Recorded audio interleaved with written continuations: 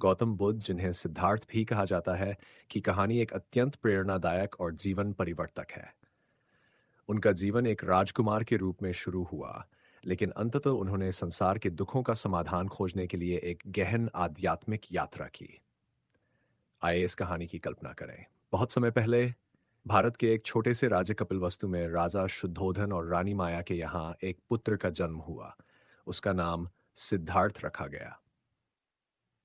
जन्म के समय ही एक ज्योतिषी ने भविष्यवाणी की कि यह बालक या तो एक महान सम्राट बनेगा या फिर संसार को मोक्ष का मार्ग दिखाने वाला साधु बनेगा। राजा शुद्धोधन अपने पुत्र को राजमहल में संसार के दुखों से दूर रखते हुए एक आदर्श सम्राट बनाना चाहते थे।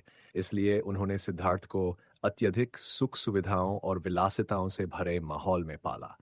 सिद्धार्थ का जीवन महल के भीतर बहुत आरामदायक था। उन्हें कभी किसी कष्ट या दुख का अनुभव नहीं हुआ था। युवा सिद्धार्थ का विवाह यशोधरा से हुआ और उनके एक पुत्र राहुल का जन्म हुआ। उनके जीवन में कोई कमी नहीं थी, परंतु उसके मन में हमेशा ये जिज्ञासा रहती थी कि महल के बाहर की दुनिया कैसी होगी। एक दिन उन्होंने महल के बाहर जाने का निर्णय लिया।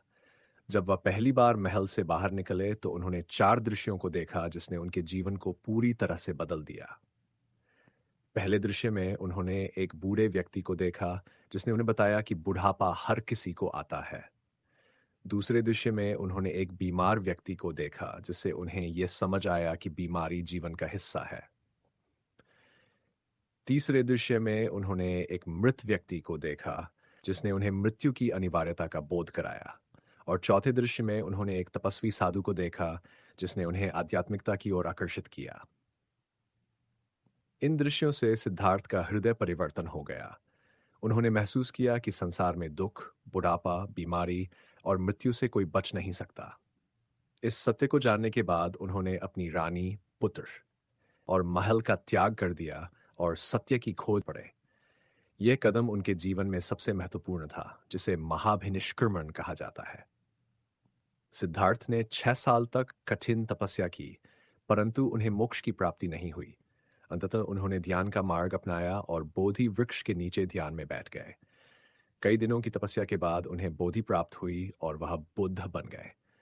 उन्हें पता चला कि जीवन का मूल कारण तृष्णा और इसे समाप्त करके ही दुखों से मुक्ति मिल सकती है।